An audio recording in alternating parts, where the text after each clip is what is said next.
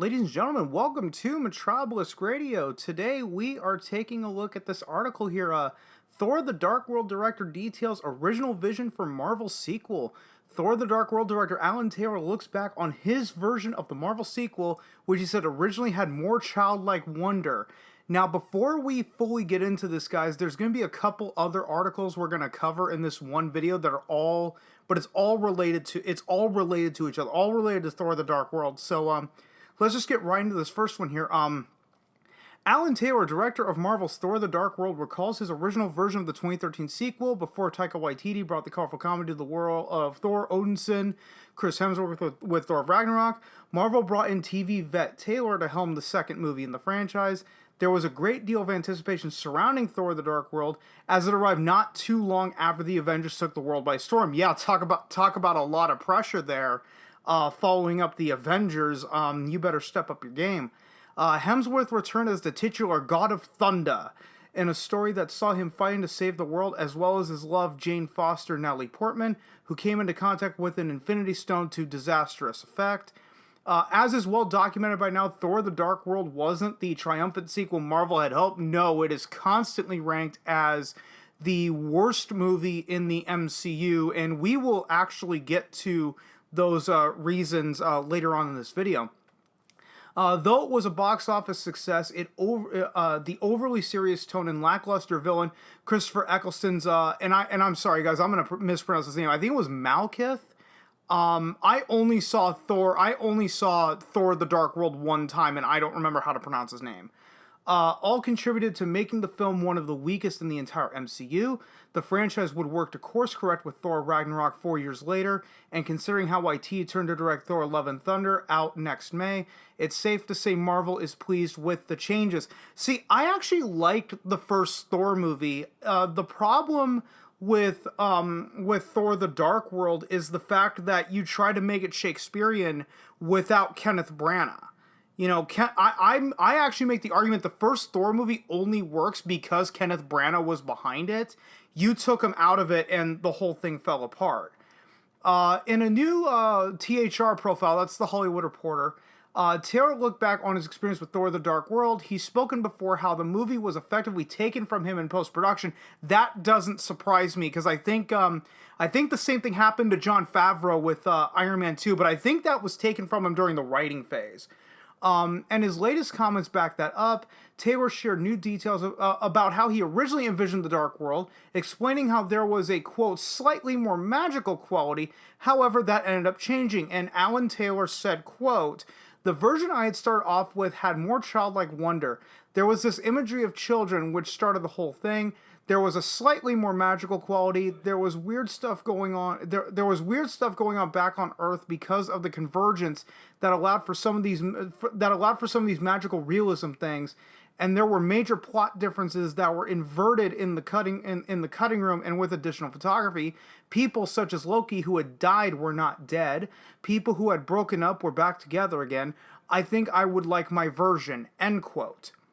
One of the biggest changes to Thor the Dark World, as Taylor alluded to, was the fate of Loki. Marvel planned to kill him off for good in the movie, but Loki's renewed popularity following the Avengers led to his continued survival. And see, I think that is what ruined Loki as a character, and they would not salvage him for years to come.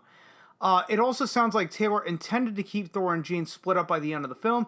In the finished cut of The Dark World, Thor returns to Jane for an end credit scene kiss. However, they're broken up by the time Ragnarok begins. Even before Taylor boarded Thor the Dark World, Marvel was having some difficulties with the film. Originally, Wonder Woman director Patty Jenkins was attached, yes, and I think she walked because she had said something to the effect of, "If it turns out to be really crappy, it's my reputation." As she recalled last year, she ended up leaving the project because she didn't feel she could make it a good movie out of the provided script, and she didn't want to be blamed for its failure. So I was right there. That instead fell to Taylor, though based on his recounting of the experience, it's unfair to believe that he was entirely at fault for Thor the Dark World's issues. Yeah, it's probably a production issue because Kevin Feige is heavily involved, so some of the blame has to be put on him. It was an unfortunate combination of clashing visions and post-production meddling. At least both Taylor and the MCU have since moved on. And that's how this article initially ends. Now, like I said in the beginning, there were going to be a couple more that are connected. So, an article that actually released last August 2020, basically detailed Thor the Dark World, what went wrong with the MCU sequel.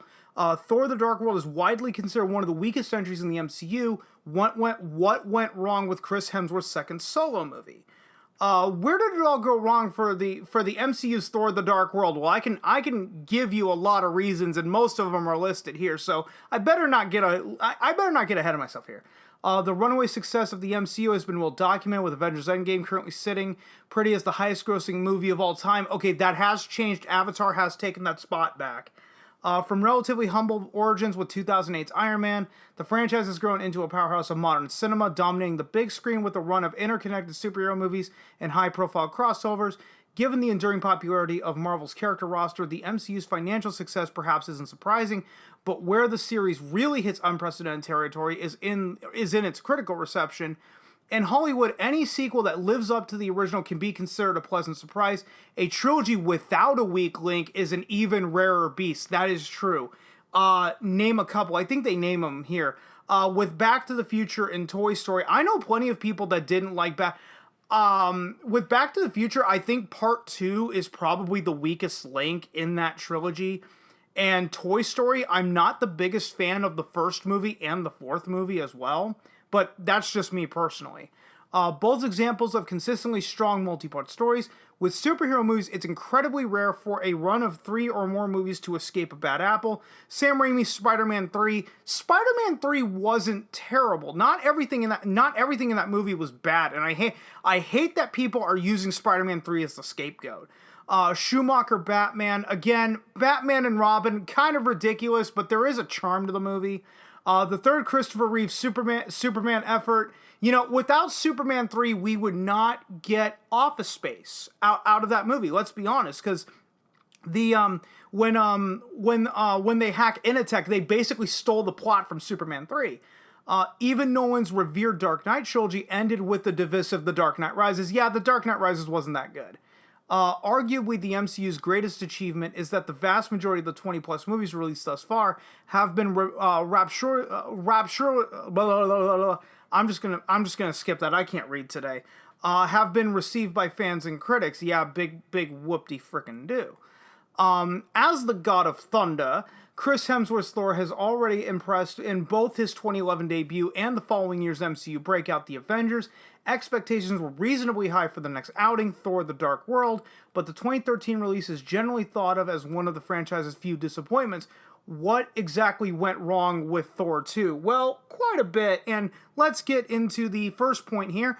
And right off the bat, they're going right with the villain, and that's again, I'm gonna butcher the hell out of this name, is Malekith. Again, like I said a few minutes ago, I've only seen Thor the Dark World one time, and I don't remember how he pronounced his name. Superhero movies are so often defined by the strength or otherwise of their main villain. Well, if you ask Marvel, it's the strength of our heroes.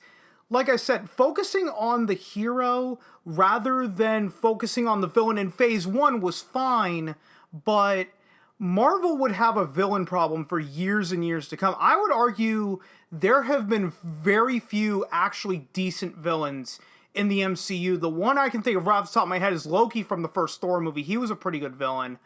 I don't consider Killmonger. He's overrated. Thanos was a shit villain. Fuck, I can't really think of anybody else off the top of my head. And Marvel especially have at times struggled to craft compelling antagonists for their solo movies. Ant-Man's Yellow Jacket and Doctor Strange's Calisius were both, I think that's how you pronounce it, was Calisius, were both underwhelming and largely forgettable baddies.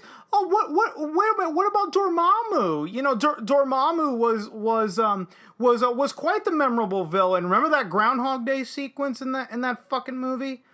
But their weaknesses were compensated by other unique elements in those films, whether that be trippy interdimensional madness. That was Doctor Strange. So, yeah, that movie is probably way funnier if you're drunk or stoned. Probably stoned more than if you're drunk. or making stuff really small. Thor's Norse mythology theme had already been introduced in the first movie, so the Dark World is missing that fun, interesting gimmick to distract from the lackluster villain, highlighting Malekith's flaws more than his MCU contemporaries.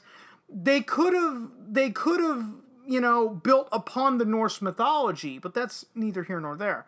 The Dark Elves could have been an exciting addition to Marvel movie canon. Instead, they were a cookie-cutter force for Chris Hemsworth to fight against. As their leader, Malekith also should have been better, especially being played by the highly respected Christopher Eccleston. Hey, he was the Ninth Doctor. Instead, the actor has spoken unfavorably about his time with Marvel and views his stint in Thor: The Dark World as a paycheck. Yeah, surprise, surprise there. Certainly, there's very little for Eccleston to work with in the Thor sequel, lacking either the intricacy of Loki or the sinister personal darkness of Cate Blanchett's Hela. I don't think Hela was that great of a villain. Malekith is a stereotypical invader who never feels like a serious threat to the God of Thunder and is never given enough depth to make the audiences invest in their fight.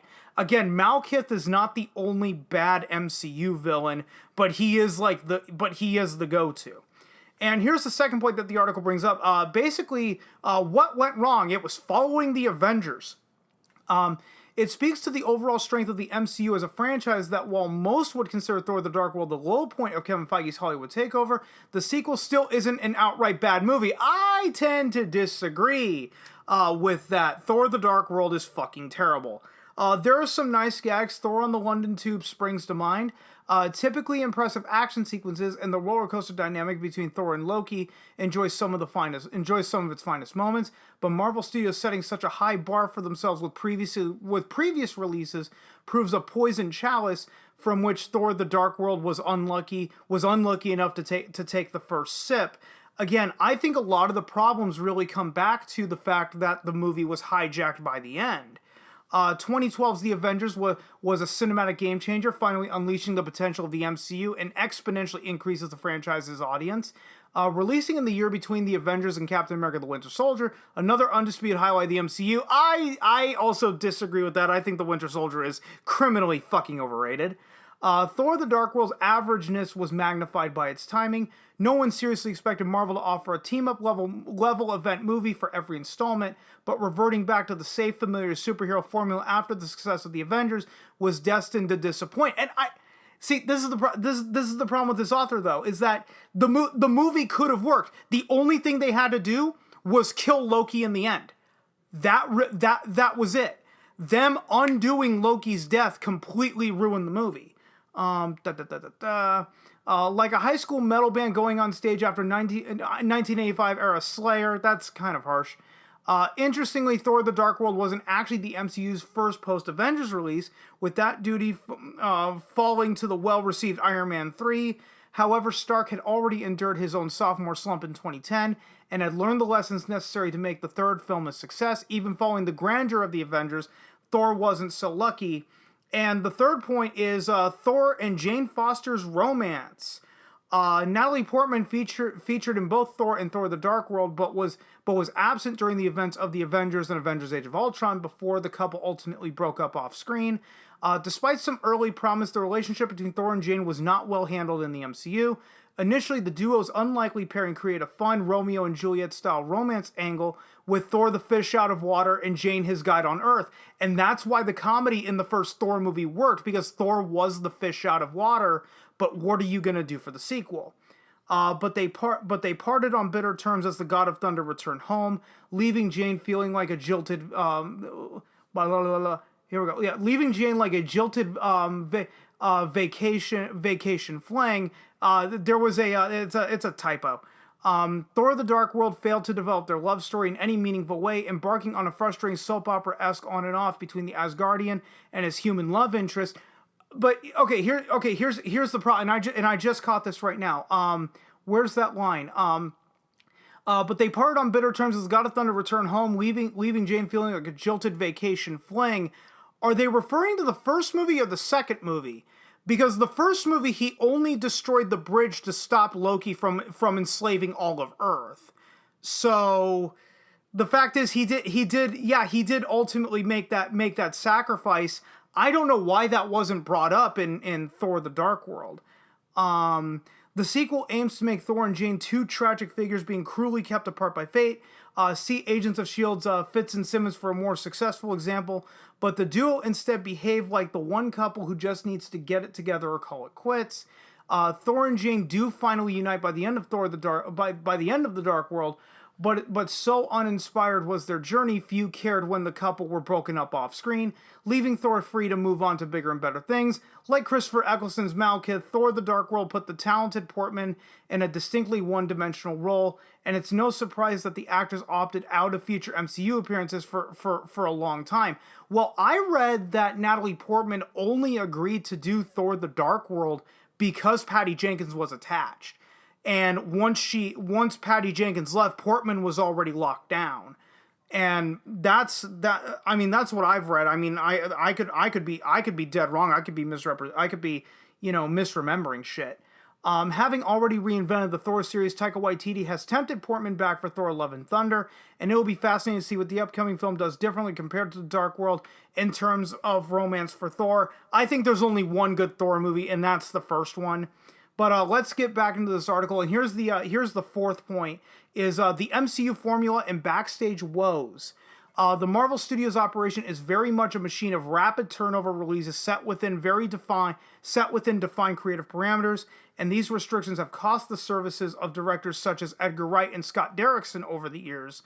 While the Marvel process can be flawlessly smooth when director and studio are both on the same page, aka when the director sucks Kevin Feige's dick, the strict time frame can cause havoc when decisions aren't nailed down quickly. With Thor the Dark World scheduled to premiere only 2 short years after the original, Kenneth Branagh declined to return. Surprise, surprise there, especially if Kevin Feige is going to take more of an iron grip over the creative process. And Marvel flipped through a series of prospective new directors without success. Most notable of these were Patty Jenkins, who departed after disagreeing with Marvel Studios' vision for the story. When Alan Taylor finally signed on to direct Thor: The Dark World, the deadly combination of strict time restrictions and heavy studio influence wasn't conducive to a creatively inspiring environment. Well, no shit. How many movies have been destroyed by studio interference? You know, the list goes on. The list goes on and on. Taylor has since recalled drafting in the Avengers director Joss Whedon to help save production. If Thor: The Dark World was afforded more time and the same creative freedom enjoyed by Waititi, the sequel might have fared better, and that I would agree on. And you know, this is the final point that this article makes, and that is why did the Dark World not work? Thor's lack of identity. One of the biggest problems endured by Chris Hemsworth Thor in his second solo outing is the protagonist's lack of a defining identity, and the actor himself has picked up on this flaw, describing how he became bored playing the Marvel superhero around the time of Thor: The Dark World. In his original adventure, Thor embarked on a journey of self-discovery, learning to be worthy of his hammer, coming of age, and acclimating to Earth's new surroundings. In the Avengers, Thor is learning to work as part of a team and struggling to stop Loki destroying his second favorite planet, testing the God of Thunder's loyalties. In the Dark World, Thor is more a generic action hero. The Loki dynamic develops further, but Thor is essentially a stereotypical tough guy with long hair and a hammer. So they probably would have benefited from the filmmakers probably would have benefited from Kenneth Branagh's involvement, but sadly he wasn't part of it. Thor was invigorated by Waititi's Thor Ragnarok, but the 2017 movie didn't just give the superhero a haircut and a sense of humor. Thor's third solo movie forced the character to tackle his personal family history, acknowledge his responsibilities as an Asgardian prince, and balance the Avengers' duties with being Odin's successor, all while retaining the most successful element of Thor: The Dark World, Loki. Again, Loki should have been killed off in this movie. And also, Thor Ragnarok was also Planet Hulk, let's also be fair. These new strands to Thor's story proved essential in evolving the superhero following his recruitment into the Avengers, finally giving Hemsworth something to do other than flex his muscles and look intense. I do agree with most of this article. Again, I think some of the criticism is misplaced, but the last article we're going to go over is this one, and this was actually written last February 2020, and that is Thor: The Dark World originally had a much better ending. Marvel's Thor: The Dark World originally had a very different ending, and it would have been a vast improvement on the final cut. I don't think I need to go into the I don't need to go into the backstory, so I'm just going to jump in.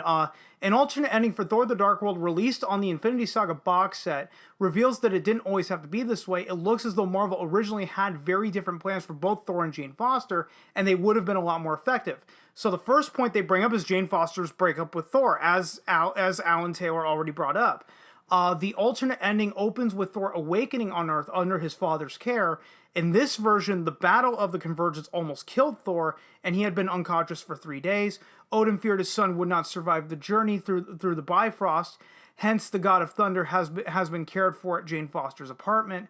This has given Odin time to get to know Jane, and he's been impressed. Realizing Thor was not blinded by passion as he had thought, Odin presents an apology to Thor for doubting his wisdom, conceded he made the right decisions over Malekith and proved himself worthy. But Thor's worthiness comes at a cost because he learns Jane has decided they cannot be together. Those 3 days have given Jane time to reflect, and she's concluded love isn't enough. They both have their own commitments. She to her work and Thor to the throne of Asgard. At first, Thor resists Jane's wishes, insisting that he doesn't burn for the throne. But Jane insists that is why he will make a great king. The two eventually realize they were brought together to preserve life, not to share it. They were essentially the universe's defense mechanism, a protection against the threat of the convergence. And so Thor returns to Asgard to take Odin's throne, while Jane and her friends remain behind on Earth. The alternate ending is remarkable in that it is entirely complete. Even music and VFX have been finished.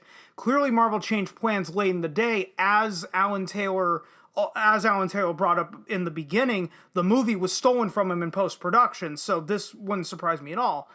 Coming up with the idea of Loki masquerading as Odin, this necessitated Thor remaining on Earth. The reshoots proved to be rather problematic, with Portman unable to make it. Quote, Chris Hemsworth was working in Hong Kong, and I couldn't get there because I was working on my own film, she told the Huffington Post. And so they put his wife in my wig and costume. That's why it was so passionate. Marvel pulled it off well. There's no visible discontinuity, and if not for Portman's comment, nobody would have figured out she'd been replaced for that scene.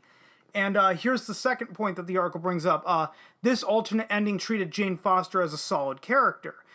It looks as though Marvel initially intended the romance theme to be at the center of Thor: The Dark World, which I think would have probably served the movie better, because what the hell do you do for a sequel?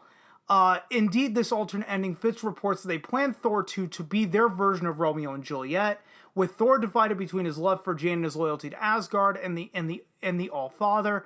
What's quite remarkable, though, is that this version gave Jane Foster a real sense of agency.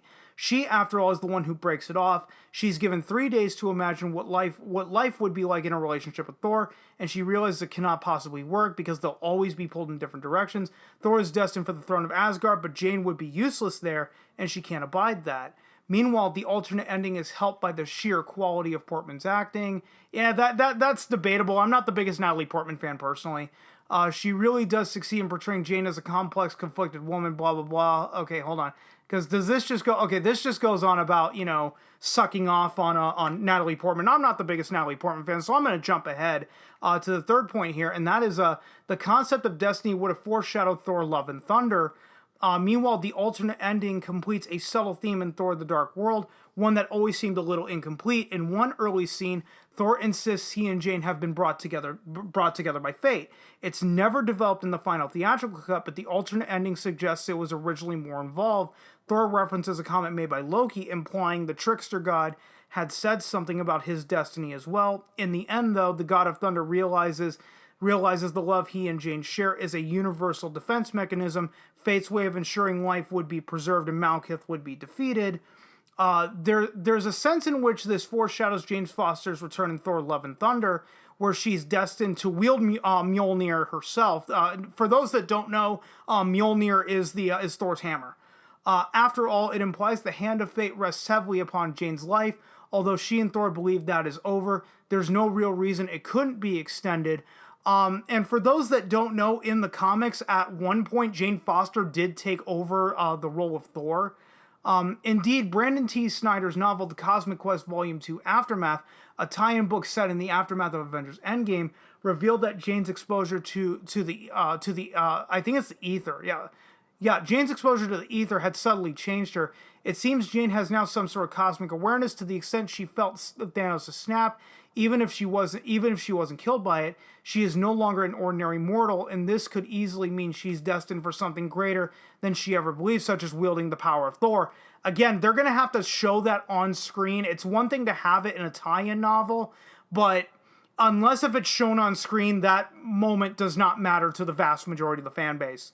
And, you know, I think, yeah, this is the final point here.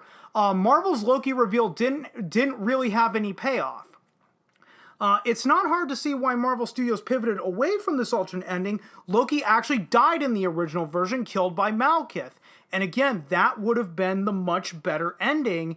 And I would argue Loki's character was not salvaged until the Disney Plus series. And the Disney Plus series is set in an alternate timeline anyway, of, you know, one where he successfully gets the Tesseract.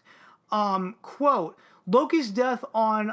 Oh man, I'm gonna mispronounce that name. I am not good at Norse names. I think it's Svartalfheim, was written as a death. Tom Hiddleston explained, and I would say Chris and I played that scene for real. That was meant to be that he redeemed himself. He helped save his brother. He helped save Jane Foster, but that he in the process sacrificed himself. And I was saying that at the time, is that those last 2 minutes when they revealed Loki disguised himself as Odin completely ruined that moment of the movie, effectively making the entire movie moot. Marvel came up with a better plan for the trickster god. Bullshit. Having him survive and masquerade as Odin, claiming the throne of Asgard himself. This naturally necessitated adjustments to the rest of Thor the Dark World's conclusion, because it would work better if Thor remained on Earth, hence the reshoots. And yet Taika Waititi's Thor Ragnarok wasn't really interested in developing the idea in the slightest. It doesn't really spend much time examining Loki's rule. In fact, it wouldn't even be difficult to adapt the MCU to this different ending. Yeah, no. Thor could still have returned to Earth in Avengers Age of Ultron in order to personally acquire Loki's scepter, and then experience visions of the Infinity Stones being brought into play. He could have then decided to leave Asgard in order to scour the universe for hints of just who was responsible. In fact, Thor could easily have appointed Odin as regent in his absence, and Odin could still have been replaced by Loki, meaning pretty much everything played out the same way in the end. Marvel really did miss a trick when they reshot the end of Thor the Dark World, and that is how this third and final article ends. So the ultimate question is, why are people still hung up on Thor the Dark World? And I think it's rather simple. I think it's one that, like, everybody deep down, they don't want to admit it, but they know that Thor the Dark World is absolute bullshit, and they want to, and they're searching for the answers why. Why did the movie not work? And I remember saying this back when I first saw it, I think in 2014, what made the entire movie fall apart was the fact that they refused to kill Loki. And nobody believed me back then. Well, now, what are they saying? Yeah, they probably should have killed off Loki at the end of Thor the Dark World, because it basically rendered the entire movie moot by having him disguised as Odin. And guys, I've gone on for long enough, so I'm going to go ahead and end it right here. If you stuck around this long, thanks so much for doing so. And if you've been following me for long enough, you know I am terrible at ending these videos, so I will just see you guys on next time.